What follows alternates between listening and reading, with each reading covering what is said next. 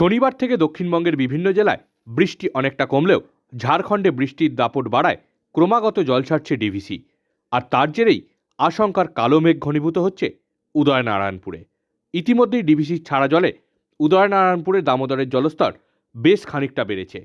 স্থানীয় মানুষের কথায় রবিবার সকাল থেকে দুপুর অবধি নদীর জলস্তর বেশ খানিকটা বেড়ে গেছে। নদীর জলস্তর এভাবে ক্রমাগত বাড়তে থাকলে বাঁধ উপচে জল ঢোকার সম্ভাবনা তৈরি হতে পারে বলে আশঙ্কা। যদিও সেই পরিস্থিতি এখনও সৃষ্টি হয়নি বলেই দাবি এলাকার মানুষের। যদিও যে কোনো রকম পরিস্থিতি মোকাবিলার প্রস্তুতিতে খামতি রাখতে নারাজ প্রশাসন। ইতিমধ্যেই উদয়নারায়ণপুরে আনা হয়েছে বিপর্যয় মোকাবিলা টিমকে।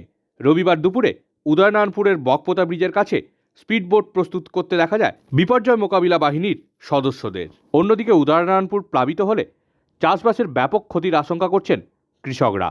পটল, পাট ও কচুর ব্যাপক পরিমাণ ক্ষতি হতে পারে বলে তারা আশঙ্কা করেছেন।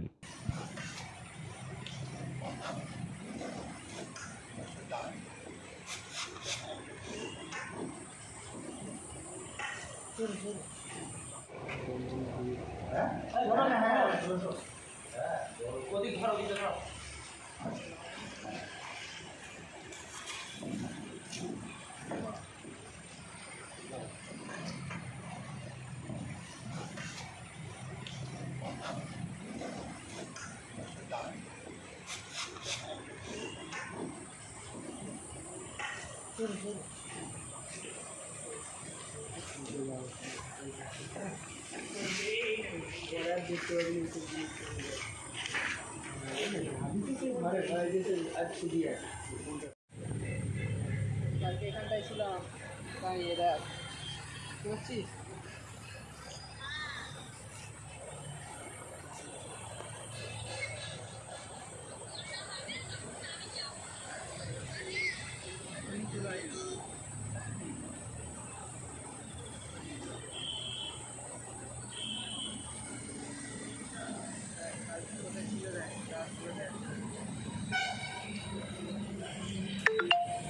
আজকে বিকালে আছে